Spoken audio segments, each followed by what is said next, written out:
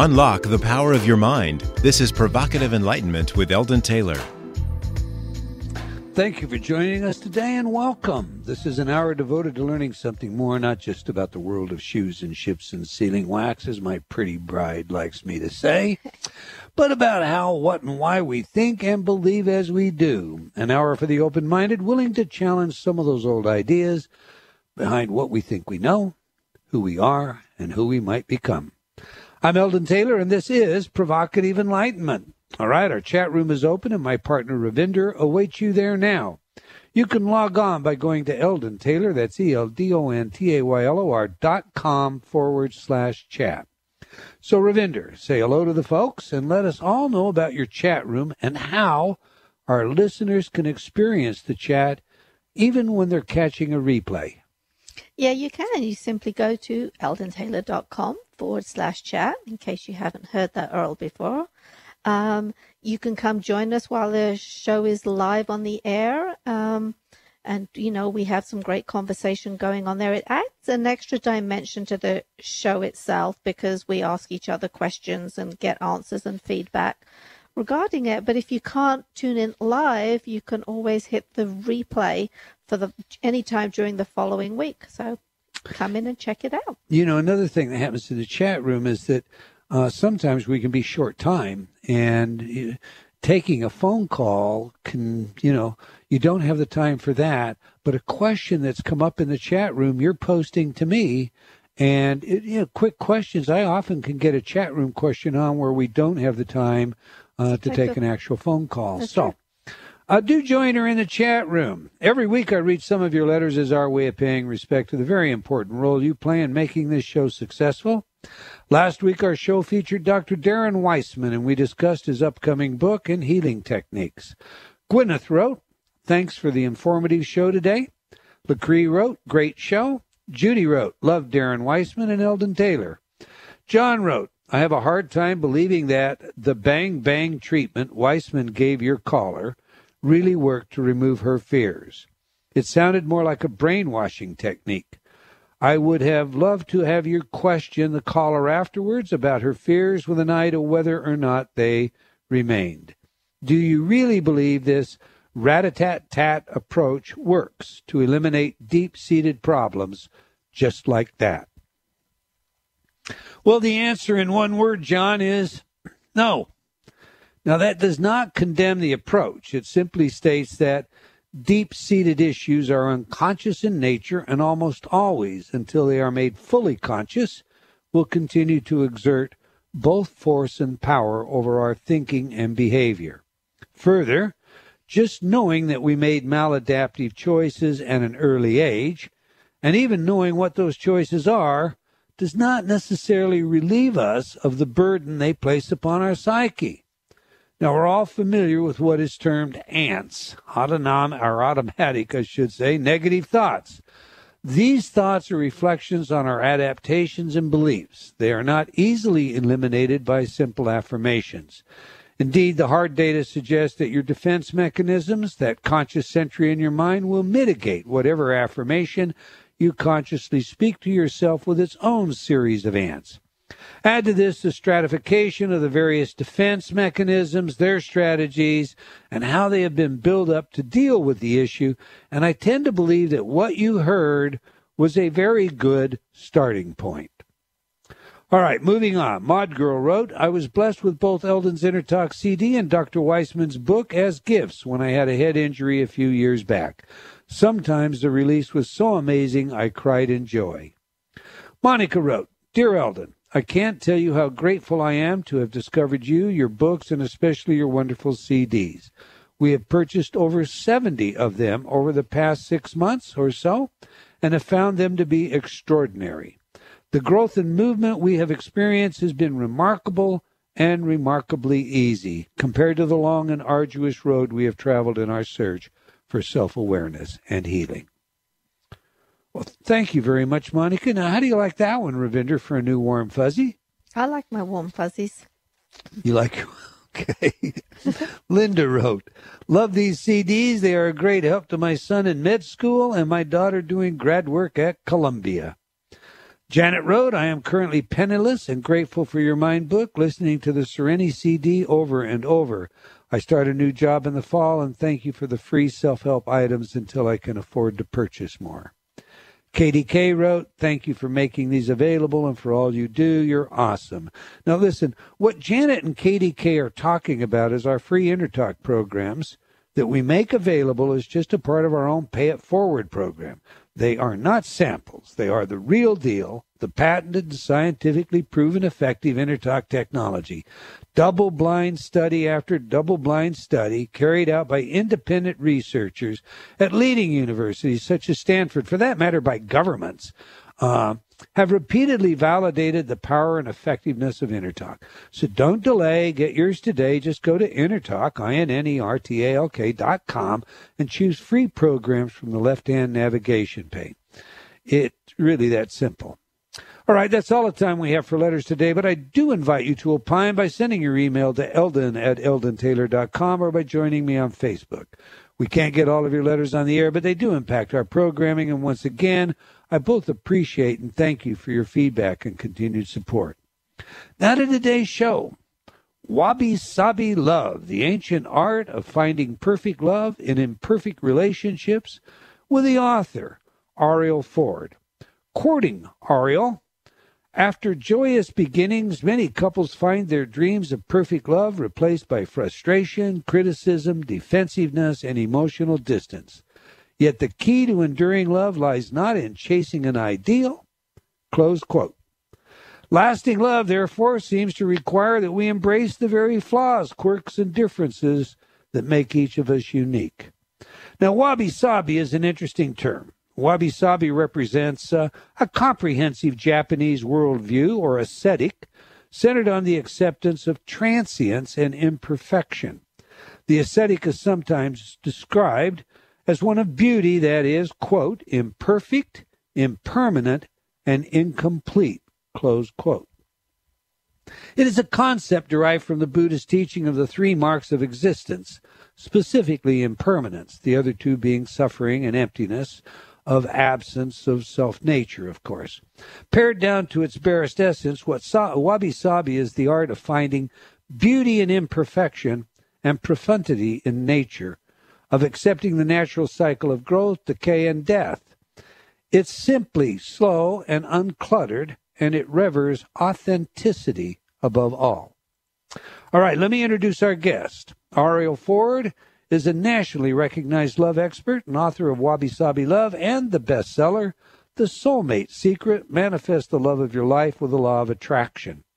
She is a nationally recognized publicist and marketing expert and television producer. As the president of the Ford Group, Arielle is best known for helping launch the careers of many best-selling authors. For more than 15 years, Arielle was one of America's top book publicists, representing many New York Times #1 authors, including Deepak Chopra, Wayne Dyer, Dean Ornish, Neil Donald Walsh, Gary Zukav, and Don Miguel Ruiz, to name a few. She opened this year with this post, quote, I am super optimistic about 2013 as I plan to focus on spaciousness, self-care, and transforming my response to stress from panic to pleasure. My current favorite quote is, being realistic is just socially acceptable pessimism, close quote. I happen to like that. I think that's a really good one. She is a prominent author as well. Does a really great blog that I follow myself at the Huffington Post. You don't want to miss that. So let's get her in here. Welcome to Provocative Enlightenment, Arielle Ford. Hi, Eldon. How are you? I am excellent. Now, listen, the last time you were scheduled for the show, several weeks ago, we had to cancel due to the loss of your sister, Debbie. Yeah. So to begin, we want to personally express our appreciation for everything you and Debbie have given and continue to give to the world. We were all saddened to hear of Debbie's departure, and we all offer our love and support to you, for you and yours as you adjust to her physical absence. But, we also believe that she's still here in spirit.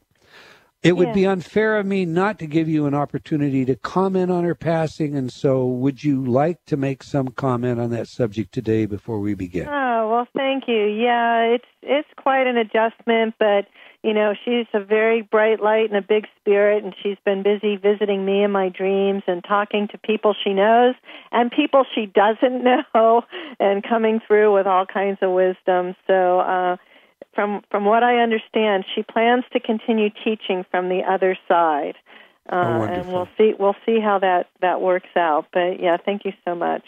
Well, indeed. Okay, you heard the setup piece. Did the definition I provide of Wabi Sabi fit your scheme as it relates to love? And indeed, please unpack your idea of what Wabi Sabi love is for us. Sure. So, as you mentioned, Wabi Sabi is an ancient Japanese aesthetic that seeks to find beauty and perfection in imperfection. So one of the easiest ways to think about it is, imagine you had a big vase with a long, crooked crack down the middle of it. The Japanese would take this broken, cracked vase, place it on a pedestal, and then shine a spotlight on the crack. So with Wabi Sabi Love, what we seek to do is find the beauty and perfection in our own cracks, and especially those of our mates. And what happens frequently is that, you know, people get together and they fall in love and they have this honeymoon phase, but then slowly real life seems to creep in, and the stuff that we once found enchanting and adorable about them is now driving us crazy. So with Wabi Sabi Love, it's a way to shift your focus and your perspective so that you can love your mate all of the time for exactly who they really are, because that's all we all really want. We want to be loved and accepted for who we most are. Now, there is a place where this doesn't work. If there's any abuse or addiction or bad behavior in your relationship, you can't Wabi Sabi your way out of it. You need professional help. But for most general annoyances, there are Wabi Sabi solutions. And if you like, I have lots of stories I can share about that. You know, and I do want to get into those stories, but you know what occurs to me is, you know, I have a friend whose wife apparently decorates their bathroom counter with toothpaste. And so every morning when he goes in, he's wiping off the counter because it's got toothpaste on it. And I'm thinking, you know what I'm going to tell him is, why don't you put a spotlight on that and just shine it on the toothpaste? Let it kind of harden. I mean, that's your analogy of the vase. I'm sorry, did remind me of the toothpaste on the counter. I'm glad you brought up the toothpaste because that's actually one of my favorite stories that's not even in the book. I'm one of these people that when I get out my tube of toothpaste, I squeeze it from the bottom very neatly and I roll it up. My husband, on the other hand, is a mangled from the middle guy. He goes in and he grabs the tube of toothpaste and he squeezes it hard from the middle. And then when I go in to brush my teeth, I was always looking at this crumpled tube and I'd have this bad feeling like, why can't he just do it right? Why does he have to make it look so bad? What's the matter with him? And this went on for a few years. Every time I saw the toothpaste, I'd have a bad thought and a bad feeling about the person I most loved. So one day, I decided to figure out the Wabi Sabi solution, and I held this mangled tube of toothpaste in the palm of my hand, and I kept looking at it, saying to myself, what's good about this? Tell me something good about this. And then finally, it dawned on me, thank God I married a man who brushes his teeth. And now, every time I see the mangled tube of toothpaste, I smile because my new meaning about it is that we're going to grow old together and he's still going to have all of his teeth. Cool. Okay, now listen. So that's As a the Wabi-Sabi shift in perception. You take the thing that once annoyed you, and you go from annoyed to enjoyed. I like that. Now, as the author of The Soulmate Secret, Manifest the Love of Your Life with the Law of Attraction, can you flesh out how the concepts of attraction, soulmates, and wabi-sabi dovetail? I mean, many people believe that their soulmate is their perfect match. And as a result, they expect them to perform in ways. Well, let's just say they're not prepared for Wabi Sabi opportunities. Right. In fact, we've got some so-called gurus who've announced their soulmate, married their soulmate, divorced their soulmate, found another soulmate, and they have serial soulmates. So how does that work? Well, there's about 9 questions in there. So let's start with the word perfection.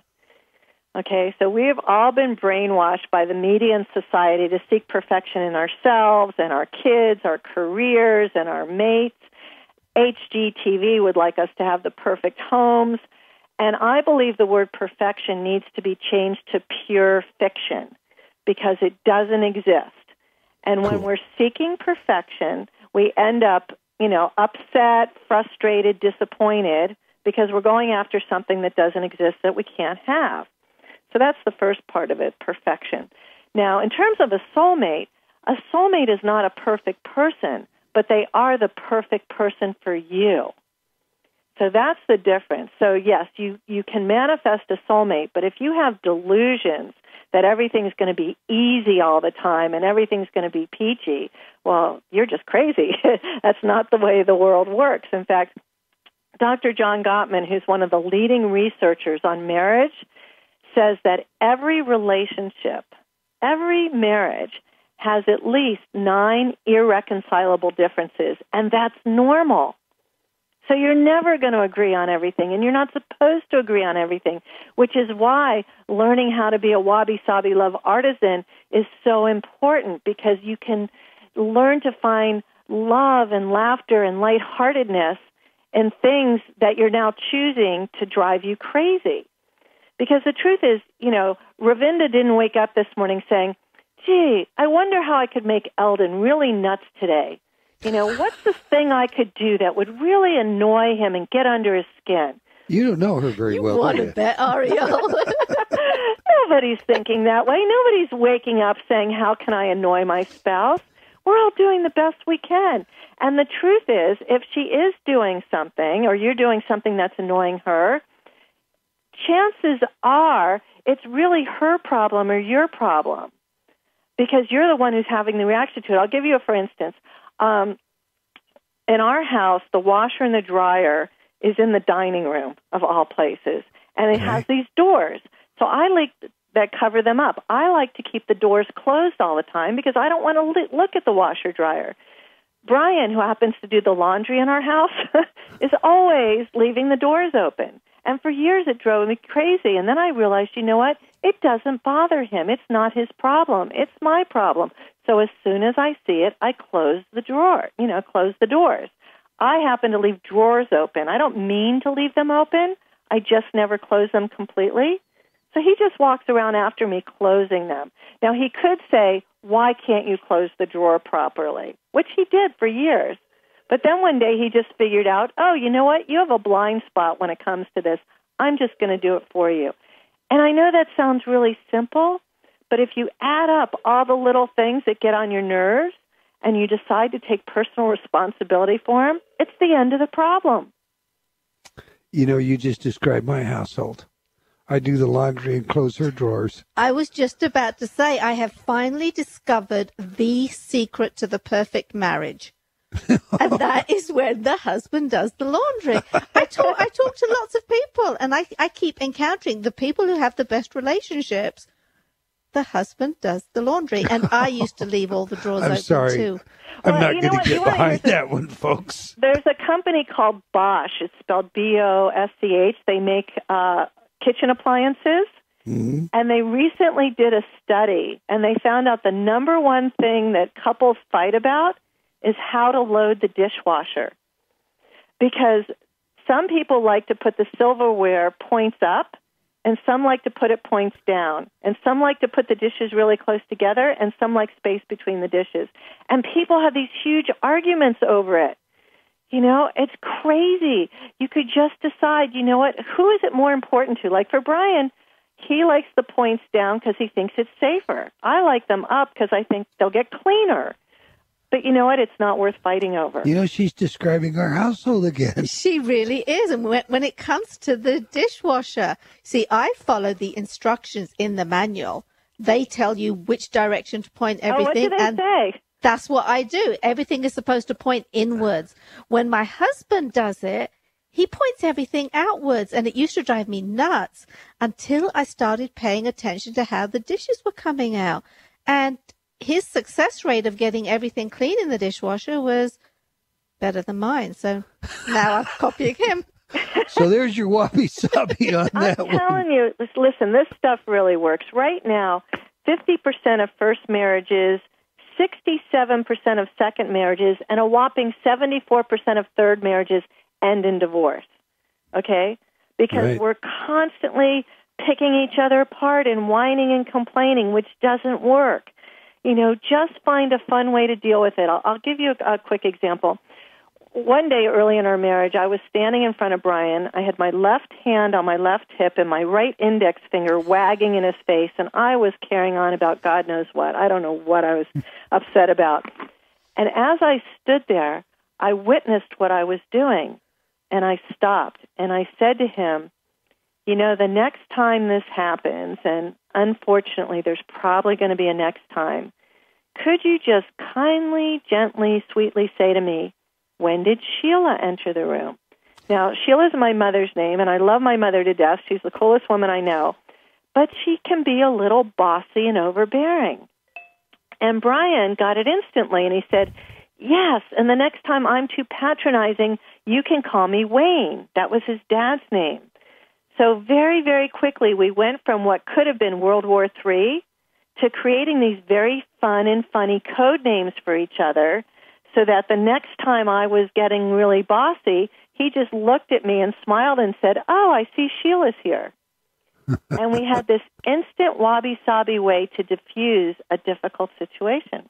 That's cool. You know, your literature talks about an epiphany that Barack and Michelle Obama had, like 5 a.m. in the morning, I believe is what you say. Tell us about that epiphany. We've still got a couple of minutes. This is a true story. So what most people don't know is that about 12 years ago, Barack and Michelle almost got divorced.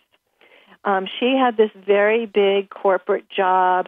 They had 2 little girls at home. They were drowning in debt from their Ivy League law school careers, and they weren't getting along. In fact, Barack had told his grandmother that Michelle was nagging him all the time. Michelle had told her mother she didn't think they were going to make it. So one morning, she wakes up at 5 in the morning, and all she could think about was that she really wanted to go to the gym and work out. She hadn't had time to work out in months. But then, you know, she was feeling guilty that the girls were going to get up and they were going to need breakfast. And anyway, she finally looked at Barack, who was sound asleep, and she thought, you know what? He's got an Ivy League education. He'll figure out breakfast. So she gets out of bed, goes to the gym. It's 5:30 in the morning. As she's working out, she's thinking about their relationship and their life together and how things aren't going well. And she realizes that she has been waiting for Barack to make her happy. And she sees in that moment that it's up to her to make herself happy. So she goes home, and of course she sees the girls with their dad at the kitchen table having cereal. He's figured out breakfast. And she announces to them the new Obama family rules. Rule number 1, she's finally going to take her mother up on the offer to help her out with the shopping and the cleaning and the driving of the kids. And rule number 2, she tells Barack, every night that he's in town, they're having dinner together as a family at 6:30. Rule number 3, every Thursday night is date night. And rule number 4, every Sunday is family day. And that was the day she decided to take personal responsibility for her own happiness and that of her family. And as we all know now, despite of whatever your politics are, they are soulmates, they love each other, they're in the White House, grandma's there with them, and it's all working out because Michelle decided that she would take control of her own life. And fortunately, President Obama said, well, the wabi-sabi side of this is I guess she can be the boss and tell us what the itinerary is, because not every man would accept that. We have a hard break coming up, so when we come back, we'll pick this up, and I want to hear some more stories, but I have several more questions for you, Arielle. We're speaking about Wabi Sabi Love, the ancient art of finding perfect love in imperfect relationships, with author Arielle Ford. If you're not already in our chat room, now's a great time to join in the conversation. We have a short movie of our guest, and you'll want to see it. So stay tuned. You don't want to miss what's coming up after a few words from some of our friends.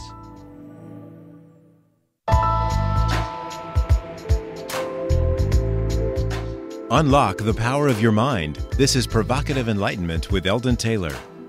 And welcome back. If you just joined us, we're speaking with Arielle Ford about Wabi Sabi Love, the ancient art of finding perfect love in imperfect relationships. And I have to tell you, it is a great read. It is a great book. It is very real, and it's one, this is a subject both Ravinder and I love. But before we get back to the show, I want to invite you to join me on Facebook as a friend or a fan. I post regularly everything from where I am and what's on next to the latest in science, technology, and consciousness studies, and from time to time, some of my own opinions about the world we live in. I also want to remind you to be sure and register to receive my free newsletter when you visit my site, and you get your free MP3. All right, let's get back to the show. We had a wonderful story about Michelle and Barack Obama before we went to break, so I've got a question for you, Arielle. You obviously believe that perfectionism, as you say, is pure fictionism. I'm kind of playing with your words there. So if you go in expecting that, then I guess you're also implying you have a dead end to happiness. Is that true? Yes, I think that is true. And, one of the things that has been researched at the University of Buffalo is rose-colored glasses. They have discovered that couples who consciously put on rose-colored glasses have deeper, happier, more satisfying relationships. And the reason for this is because when you're idealizing your partner, you're focusing on what's right and not on what's wrong. They actually also call this the Pygmalion effect. It's the phenomenon in which the greater the expectation placed upon someone, the better they perform. Mm-hmm. And you and I might call this a self-fulfilling prophecy. So, as mature adults, since we get to choose our thoughts and beliefs, why wouldn't we intentionally intend and expect the best out of ourselves and out of our partners? That's true. Now, you kind of touched on this, but I know you're familiar with Beatty's codependence work. And, and of course, sometimes codependence arises as a result of chemical dependency, or there's abuse involved, etc. But there are other kinds of codependence. There's that kind of codependence that, if you loved me, you would do this, the implied bargaining, if you will. Mm-hmm. How do you interface Wabi Sabi? How do you, or do you juxtapose it with codependent relationships? Kind of flesh that area out for us, will you? I'm not sure I'm the right one to figure that piece out of it because I'm not a therapist or a shrink. For me, I think there's a healthy interdependence, where we're both on the same team. We want the best for each other. We support each other. And, there may be a little codependency in there, but, I kind of like Harville Hendricks' approach to all of this. He says that any form of criticism is a form of violence, and that if you need to give your partner some kind of feedback, you first want to give them lots of positive feedback. And then and in fact, John Gottman says that the magic number is 5 pieces of positive feedback. And then you, in the nicest, most loving way possible, give them the other piece. Because Harville Hendricks says there is no such thing as constructive criticism. So I think that there's a way in which we can, join up, love each other, support each other, be each other's biggest cheerleaders. And then sometimes, you got to have those deeper conversations where, like, listen, honey, I love you to pieces. You just did A, B, C, and D, which was great. And here's how I felt when you did X, Y, and Z. And I know you didn't mean to hurt me, and I'll even take 50% responsibility for, what's happened here. But how can we change this? How can we make this better?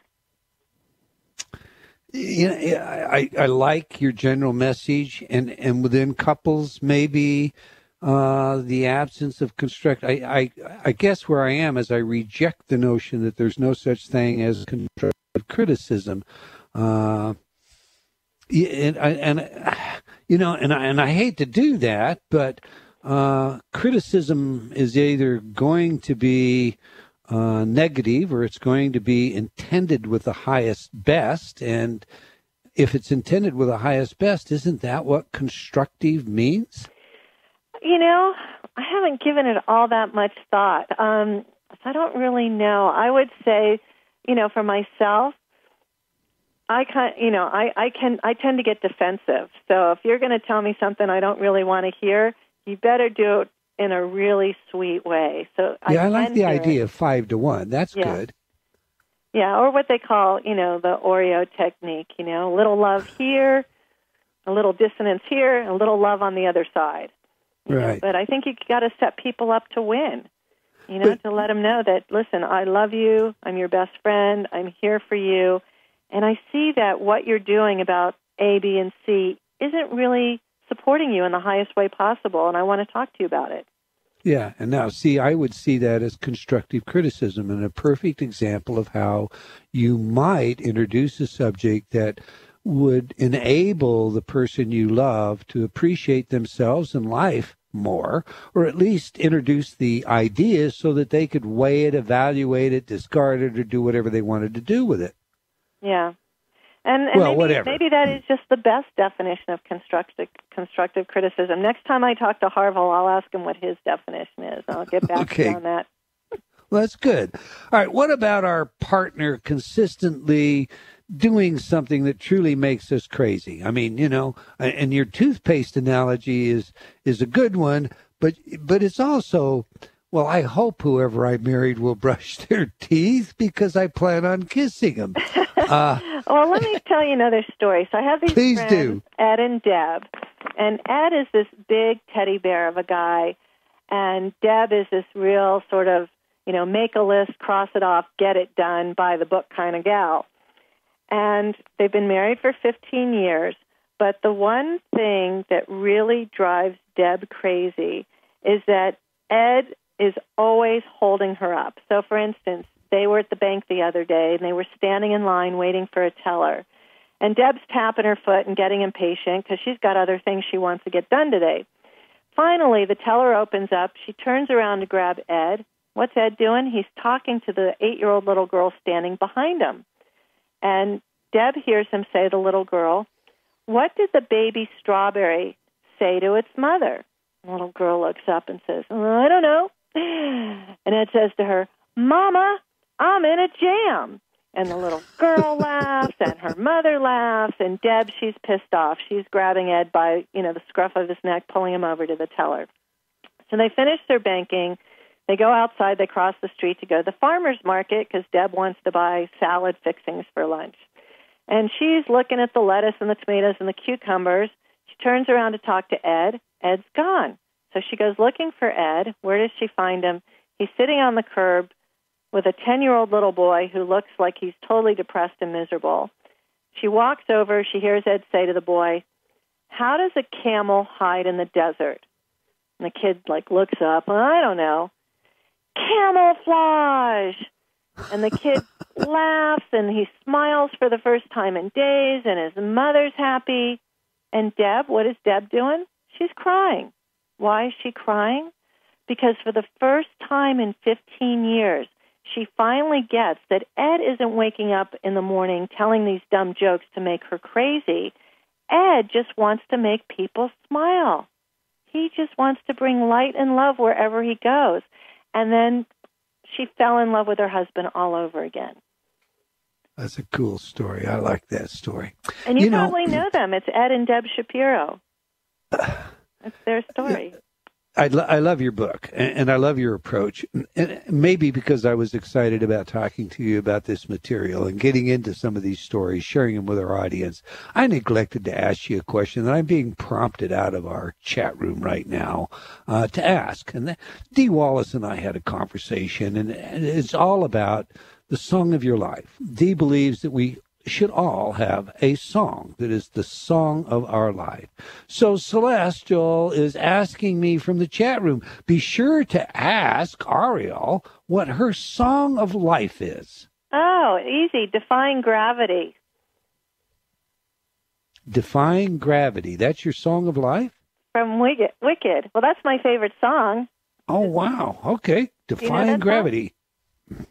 It's too bad I don't have that cued where I can play a little bit of it. Defying Gravity. What makes that your song? I just love it that, that no matter what's going on in your life, you have the power to fly, that you can defy gravity, that you don't have to be held down by other people or ideas, that you can just spread your wings and go. You rise above it all. I love it. All right. Let me ask you this. You recommend creating code words like you expressed that you and your husband share, playful reminders. Can you give us a couple of more examples of how you might do that? Yeah. I have some other friends that have 3 portable phones in their house, and they're in a 3-story house. And every time the husband goes to look for a phone, it's never in the cradle. So he calls his wife the phone burglar, because she's always taking the phones. It used to make him crazy, like, Joni, where's the phone? Now he just sneaks up on her and goes, phone burglar, what'd you do with the phone? And which is a much sweeter approach than yelling at her, going, where's the you-know-what phone? So it's just a way to be more playful. If they're doing something that you don't like, it's just a playful reminder. Make up a name for them. Give them a nickname, but make it fun. Do you find that when you talk to people about doing this kind of thing that there's any initial resistance to the idea? Because, usually you're perturbed at a behavior. And so trying to, introduce levity into that. Yeah, it's not an instantaneous process. It's not going to happen in the moment. So the thing to do is, if you notice that it's, you have this ongoing thing, somebody's always misplacing something, you need to first calm yourself down, get into your little toolkit of EFT or whatever it is that you use to calm yourself with, and then try and be creative with it. Just try to really think, well, what could I do that would be fun for me and fun for her, fun for him, that could be a reminder, once again, you left a wet towel on the floor, if the wet towel's driving you crazy, I remember there was a time when it wasn't Brian, but it was somebody else that I was living with a long time ago, always used to leave the toilet seat up, which, in the middle of the night meant that I was falling into the toilet, which was not fun. So finally, I used to close it all the way, close the lid. So when he opened up the lid, there was a yellow Post-it note with a bribe in it. If you promise to put the toilet seat down, I will do A, B, and C for you. And I made it fun. So every time he went into the bathroom, there was a new note there. And eventually, he got trained to put the toilet seat down. But yelling at him didn't work. Complaining about it didn't work. Making it fun worked.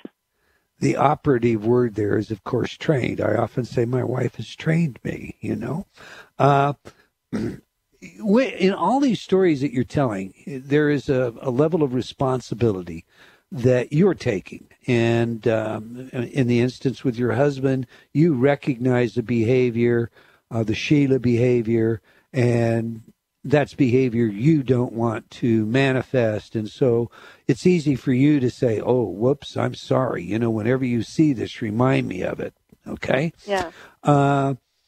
How do you, your story about the toilet, I suppose, is a pretty good example of coming from the other direction, where what you're trying to do is impress another person that, gosh, it'd be just a lot easier if you would change a given behavior. But at the same time that you're teaching this person, you're training this person, you also say you can't change another person. The change has to be about you.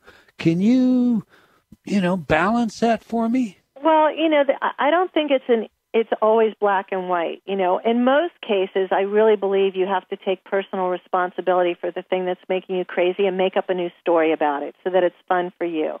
And in some cases where it has, a potentially cold and wet reality to it, like the toilet seat. That's why I say pick your battles. So I'm not going to try and change Brian 90% of the time, but on something like this, where it's just really going to disrupt my life, I'll find a fun way to change it. It's not that we're completely unchangeable. I just think, you don't want to be constantly whining, bitching, and complaining about stuff that you can find a different solution for. One of the chapters that I enjoyed most about your book discusses a subject that I just don't think that we hear enough of, particularly in relationships, and that's the subject of humility. Mm-hmm. Tell us all how humility enters into making a relationship work. Well, who wants to be hanging out with somebody who's stuck up and arrogant, right? We don't want to be there. And the story that I really enjoyed most from that chapter was about my friend Jill, who had been engaged to the same guy for 2 years. And every time I kept saying, well, when's the wedding? When's the wedding? And she would just say, well, I'm just not sure when the wedding's going to be, because she really saw herself as spiritually advanced to him, because she wore organic cotton. She was a vegan. She did yoga every day. She prayed and chanted. And he was a motorcycle riding, hunting kind of guy. Mm-hmm. So after a couple of years, they decided to become unengaged, but they continued to live together because of the economy. And then Jill got really sick, and Ray nursed her back to health. And one morning when she was back in the kitchen, he came walking in through the back door with his dog and his rifle and a couple of dead turkeys. And she said to him, well, how was your morning? And he said, well, I was up before the sun rose, and I was walking through the forest, and then the sun came up, and the light was filtering through the leaves, and I could hear the leaves crunching under my feet. And she said, wow, it sounds like quite a spiritual experience. And he said, well, I guess you could say that. And then he came home from work a few days later, and he was very upset because his boss at the motorcycle repair shop had just suddenly died of a heart attack. And he said to Jill, the funeral's in a couple of days, and you know how uncomfortable I am in public places. Would you go to the funeral with me? So she said, yes, of course. They went to the funeral. There was a whole eulogy done, a whole service. And at the end, the officiant said to this packed room of 300 people, is there anybody who would like to speak on behalf of Bob, the guy who died? And nobody moved. Nobody got up. Nobody was walking to the front of the room. So Ray, Jill's ex-boyfriend, walks to the front of the room and gives this whole impromptu talk about what a good man Bob was, what a good father, a good boss, a good friend. And Jill is like in tears. She can't believe that this is the guy that she's been judging all these years is breaking through his barriers and doing all of this. And she finally realizes, with great humility, that she had been the spiritually arrogant one, that she had been judging Ray as not spiritual because he didn't practice her brand of spirituality, that even though he was a hunter, he did it with a form of sacredness. And even though he didn't do yoga, he had his own kind of spirituality to him. So that's the kind of humility we talk about in Wabi Sabi Love. And that's a very, very important, I think, message contained in there. It has to do with our judgment. We arrogate to ourselves an understanding, and we often call that just ego, that is very often totally erroneous. So combine then humility and this notion of surrender that you talk about. Well, for me, surrender has a lot of different meanings, but for me, the biggest meaning is giving up control and giving up the need to control anybody else or anything. That when I trust in my own process and when I trust that I'm co-creating my life with God or Goddess or the universe or whatever you want to call it, then there is no need to push and control. That I can rest in the knowingness that who I am and what I have is enough. And that I am deserving of having and desiring and receiving all that is meant to be mine. Does that make sense? It does. It makes perfect sense. In your relationship, the fact that you're deserving all of this, how do you see your mate as providing it to you, or do you? I think it's sort of both for me. I believe that and it took me years to learn this, and it was really Louise Hay that helped me learn this by doing mirror work back in the late 80s. I actually did sessions with her where I learned to love and appreciate myself. And as I learned to love and appreciate myself, then I could receive love from others. So as long as I am in this knowing and feeling state that I deserve to receive love, then my partner can contribute love to me. So it becomes a both-way street. There is a wisdom out there, and I don't know how wise it is. I'm going to let you comment on that. But, one of those sayings that essentially goes, I want the highest best for this person because I love them unconditionally. So if that means they need to be somewhere else with someone else, then I let them go in love. Where are you on that? That's a hard one for me because, I do believe that if somebody doesn't want to be with you, you need to let them go. And then the really human part of me is like, no, stay. How can I change? So hopefully I won't have to confront that, but I realize how hard that is for people. So the Wabi Sabi approach to that is... I actually have to admit I've never thought about this, so I don't really know what the Wabi Sabi approach to that is. Well, it's my job to get you to think about these things live, isn't it? You know what? You have a super special opportunity out there right now. I discovered it today on Amazon.